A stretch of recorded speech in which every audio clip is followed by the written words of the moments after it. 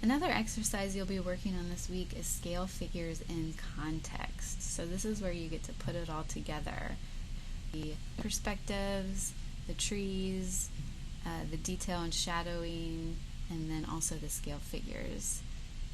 Now the really big hint I'm going to give you is you have a ground line. This is the scene from the South Pond. This is a one-point perspective. You can see the converging lines to a vanishing point. So I made my ground line, and then I'm going to make my horizon line, which is also eye level line, remember? And so I'm going to place that relative to the figures here,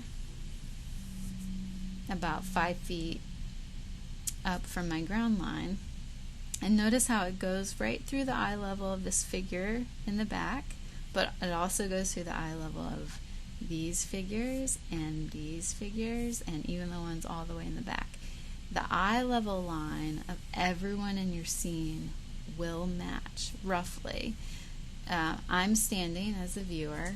All of these figures are standing, so our eye level line matches all the way through. And just for one more visual, in this book again, same thing is happening. Here's a one-point perspective, and then you have these diminishing figures that are further and further away, and their eye level line matches all the way across.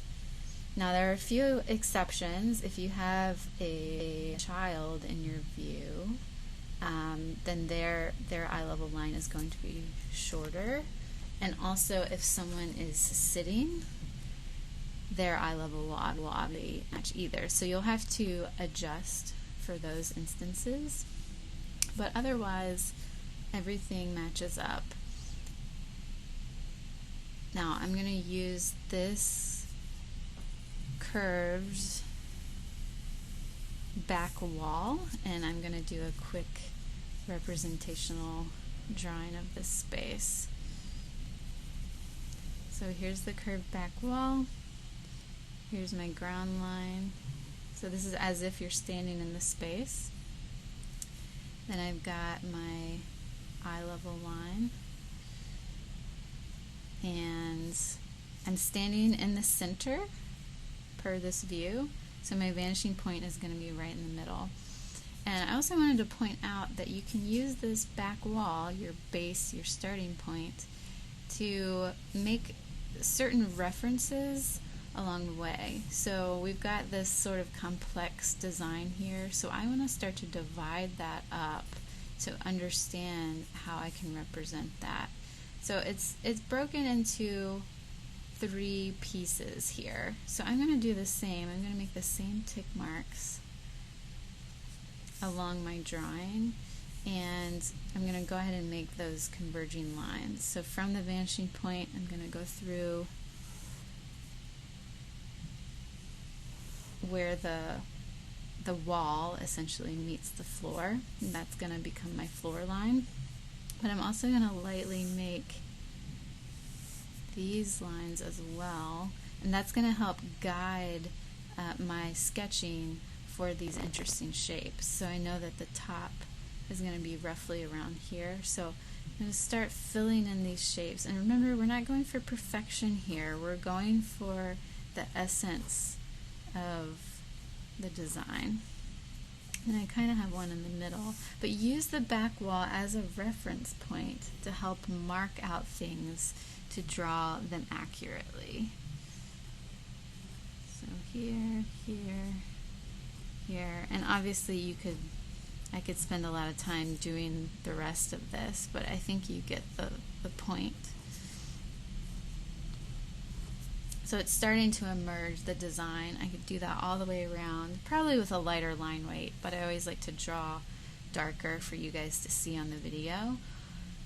And then once I would finish that, then I would layer on the scale figures. So I usually save that for last because you want the architecture to be the main focus that you accomplish, and then you add on the trees and the scale figures and whatever other entourage you might have.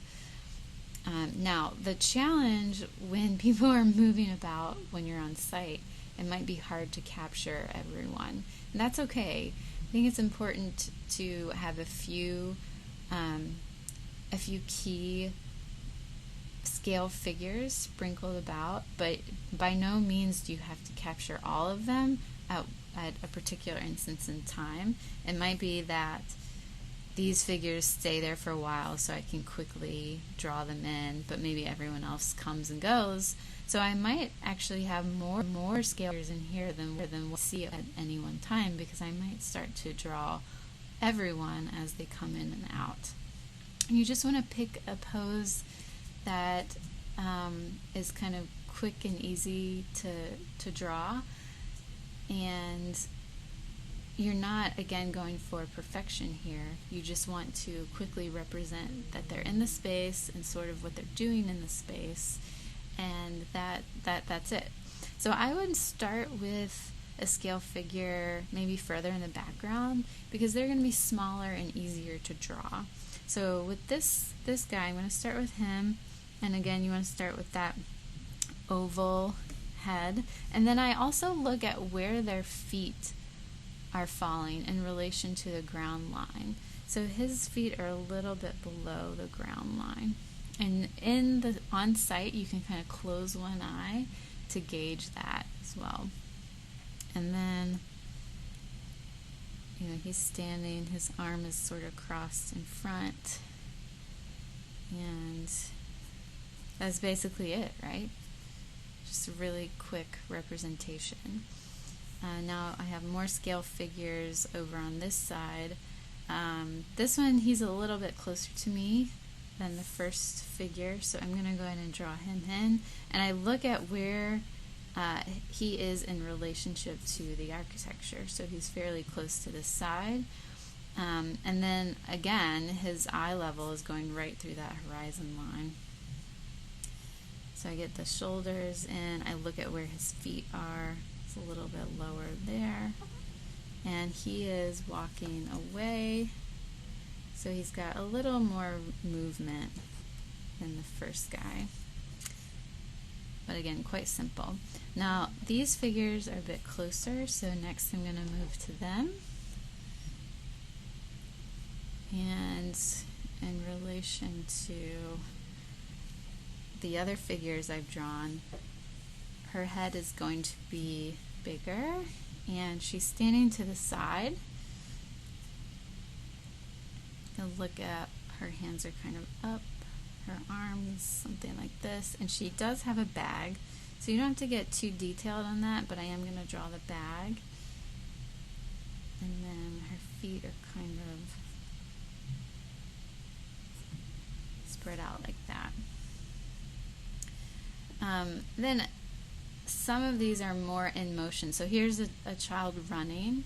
So that would be great to capture a kid having fun in the space. And his eye level line is actually more or less on the ground level. And he's also closer to me as well. And he's running.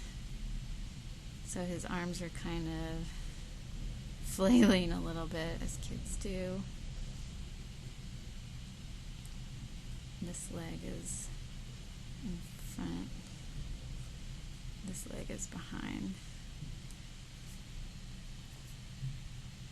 This arm is kind of going in the back. And so I'm starting to populate the scale figures, and I could keep doing more, but I think you get the picture of adding them quickly, practicing getting the form quickly, and getting a good outline without a lot of detail.